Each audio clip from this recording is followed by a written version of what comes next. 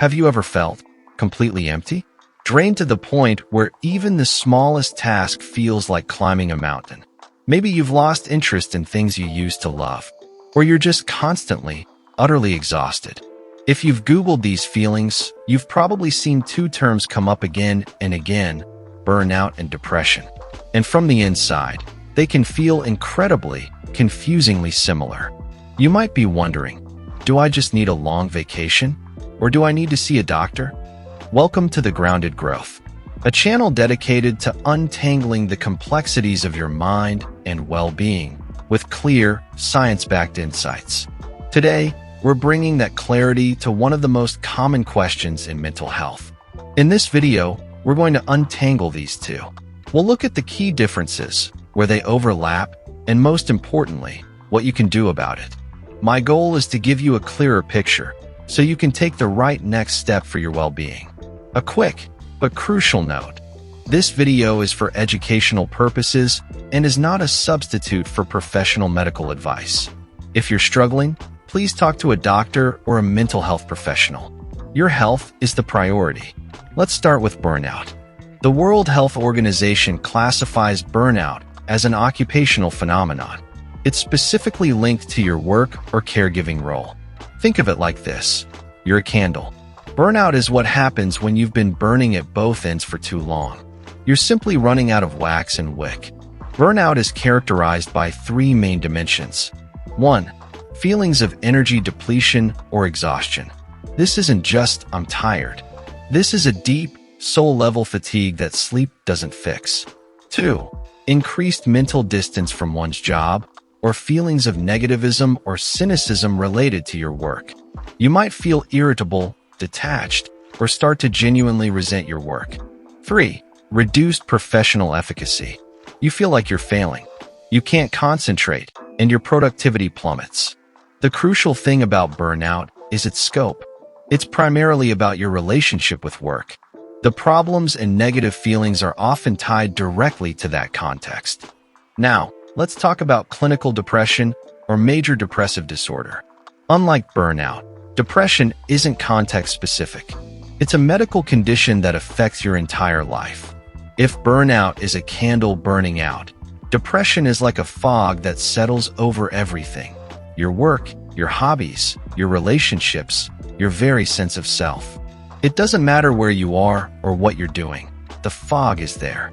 The diagnostic criteria include experiencing several of these symptoms for at least 2 weeks, nearly every day. A depressed mood, markedly diminished interest or pleasure in all, or almost all, activities. This is a key sign. Significant changes in appetite or weight, sleeping too much or too little, feeling agitated or slowed down, fatigue or loss of energy, feelings of worthlessness or excessive guilt, difficulty thinking, concentrating, or making decisions, recurrent thoughts of death or suicide. The key differentiator is pervasiveness. Depression drains the color from everything. The feelings of worthlessness are often global, not tied just to your job performance. Let's put them side by side to make the distinctions clearer. First, exhaustion. In burnout, I am exhausted because of my work. In depression, I am exhausted by existence. It's a profound lack of energy for life itself. Next, interest and pleasure.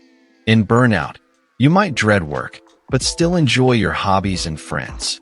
In depression, loss of interest or pleasure in almost all activities. Things you used to love now feel meaningless and empty. This is called anhedonia. Now, guilt and worthlessness. In burnout, I'm a failure at my job. The feelings are often tied to your role. In depression, I am a failure. I am worthless. The feelings are about your entire self. And finally, hopelessness. In burnout, my situation at work is hopeless. In depression, life is hopeless. Nothing will ever get better. A simple, though not perfect, question to ask yourself is: if I were on a long vacation in a place I love, completely disconnected from work, would these feelings lift? If the answer is a clear yes, it points more toward burnout. If the answer is no, the fog would still be there. it points more toward depression. Now, here is the most critical part of this conversation. They are not mutually exclusive. Chronic, unaddressed burnout is a massive risk factor for developing clinical depression. Your body and mind can only run on empty for so long before the system starts to break down in a more profound way.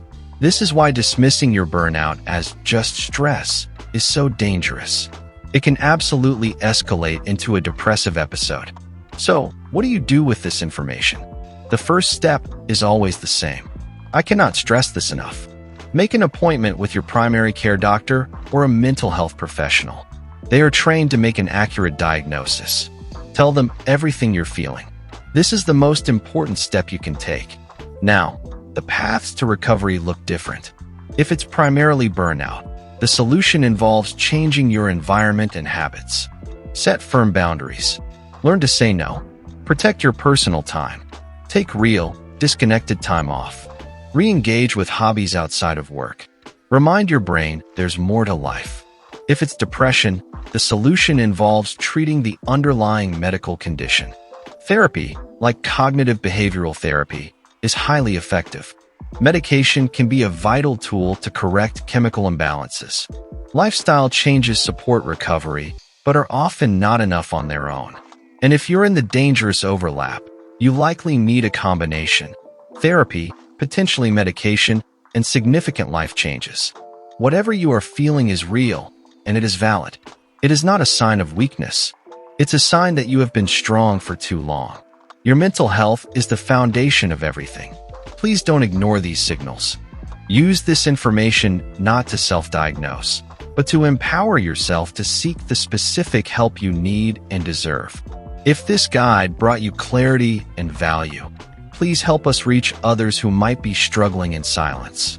Subscribe to The Grounded Growth for more content that helps you build a calmer, stronger, and more resilient life. And if you found this helpful, liking the video really helps us out. Thank you for watching. Please be kind to yourselves.